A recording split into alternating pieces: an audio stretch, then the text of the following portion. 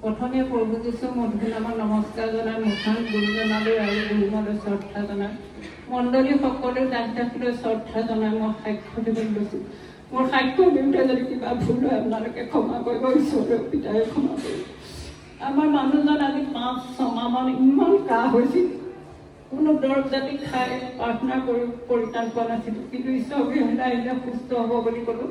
সঁচাকৈ আহিলতে তেওঁ কাহটো ভাল পালে, কিন্তু সাক্ষ্যটো নিদিয়াৰ কাৰণে তেওঁ আকৌ কাহ হৈ এনেকৈ কফে মানে দিগদাৰ কৰি তেওঁ 3-4 উশাহ বন্ধ কৰি একেবাৰে মৃত্যু অৱস্থাত পৰি আছিল। কিন্তু গীতমালা 91 আৰু 121 বাক্য প্ৰাৰ্থনা কৰি ঈশ্বৰে পুনৰ 20-30 মিনিটৰ পিছত তেওঁ উশাহটো পুনৰবাৰ ঘূৰাই দিছে। মৰাৰ পৰা ঈশ্বৰৰ আজি পিতাই যোগেদি মই মানুহজন ঘূৰাই পাইছোঁ। মাত্ৰ বাইবেলখনৰ বাক্যই মোৰ জীৱনটো ঈশ্বৰে আজি সুস্থ কৰিছে।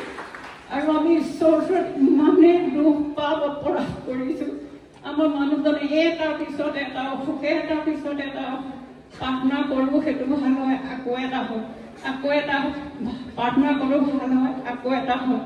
এতিয়াও মানুহজন বহুত কষ্টত বহুত দুখত ভুগি আছে। আজি সাক্ষ্য দিয়াৰ পৰা পিতাই আমাক সকলো দুখ পাব অপৰাধ ক্ষমা কৰি দিব আৰু মানুহজন সম্পূৰ্ণ সুস্থ কৰি আহিব। মই আজি আনিম বুলি লৈও তেখেতক আনিব নোৱাৰিলোঁ, এনেকুৱা পায়খানা কৰিছে। মানুহজনৰ অৱস্থা ইমানেই বেয়া হৈ আছে, মই আনিব নোৱাৰি মই নিজে আহিছোঁ। মই তাৰ কাৰণে ক্ষমা বিচাৰিছোঁ ঈশ্বৰৰ ওচৰত।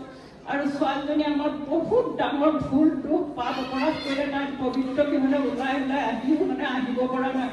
আজি গুৰুজনে ক্ষমা কৰি আমাৰ পৰিয়ালটোক যেনেকৈ গম কৰিছোঁ জীৱন বছৰ তাৰ কাৰণে পিতাই তোমাৰ ক্ষমা বিচাৰিছোঁ, ঈশ্বৰৰ ক্ষমা বিচাৰিছোঁ। পিতাই বচালেহে আমাক বাচিব পাৰিম। ইয়াকে